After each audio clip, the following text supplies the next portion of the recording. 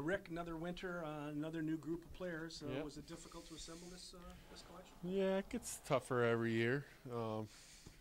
In independent baseball, as new teams start to pop up, then it gets difficult to bring in new guys, because there's, a team in Joplin, Missouri now. There's Ottawa has a team, and Sussex County has a team in the Can-Am League. The Frontier League is growing and very vibrant, and the Atlantic League just got a nice product over there. So it's always tough to build your rosters.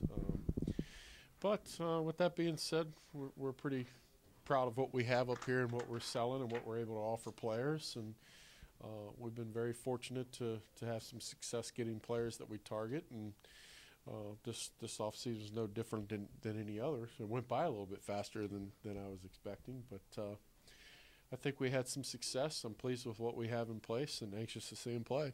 Get some players in like Ziegler and Wilson and some guys with some experience, Piguero. Yeah. Is the reputation of this team in the community part of I think so. draw? I think it's a big help. I mean, one of the biggest tools we have is as managers when we're trying to procure talent is your own players and players from around the league, because they all talk amongst themselves and they know what it's like to play in this environment. It's one of the places that you want to be. It's exciting. It's fun to come to the ballpark, and guys that are on other teams always, look and think about the opportunity that may be ahead of them in Winnipeg. And, we do things the right way around here, and the fan base is fantastic, and people are always calling me wanting to come to this place. You did lose one player. Chris Salamita decided to Yeah, hang him up. I wish I could tell you more. All I know is he didn't get on the plane the other night, and I guess he had some second thoughts, and which is okay. We understand. This isn't for everybody. At some point, you make a change in your life, and I guess for Chris, he just didn't feel like he had it in him to come compete and play again. But we're certainly thankful for what he's given us over the years, because he's been a great Goldeye. You lost a number of other players. I mean, your outfield's going to be brand new pretty much Yeah. this year, with the exception of Mazzola, unless you're going to move him. How do you replace those guys? You don't. You try to get some new guys that are athletic and kind of can fit the part in this league, and you're hopeful that they're going to be productive. And we lost some good players last year. Reggie's one of the better players in this league, and Donnie Webb was a fantastic player. So, but that's kind of par for the course in indie ball. Guys just don't play forever, and that means you're going to have to replace some people, and creates new opportunities for someone else to come to a great place like this and shine. Tomorrow you get the Westman.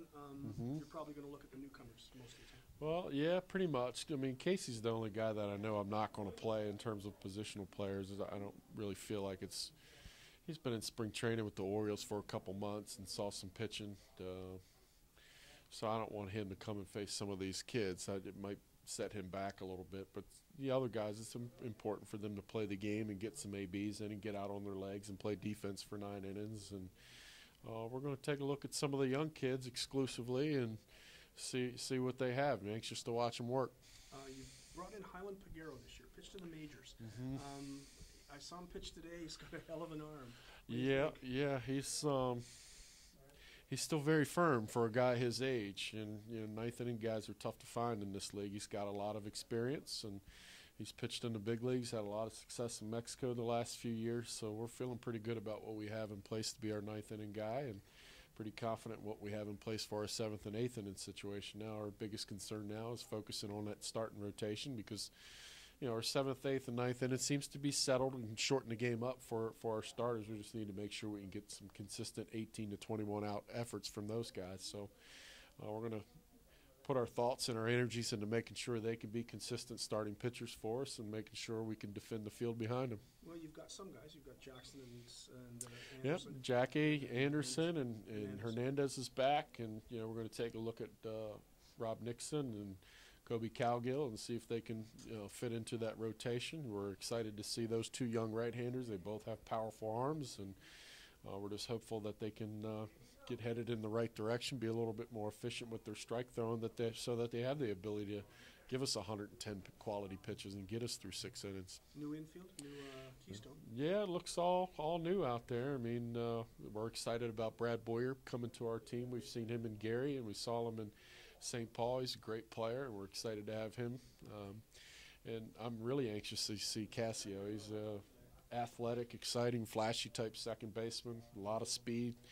6'4" runner, which is he may want to moonlight to see if he can be a receiver for the Bombers in the off season. But it's exciting. We got some new faces in here. Can't wait to see Aaron Baker swing the bat. He's got a lot of power. He's a strong guy, so should be an exciting club. Thanks. Thanks.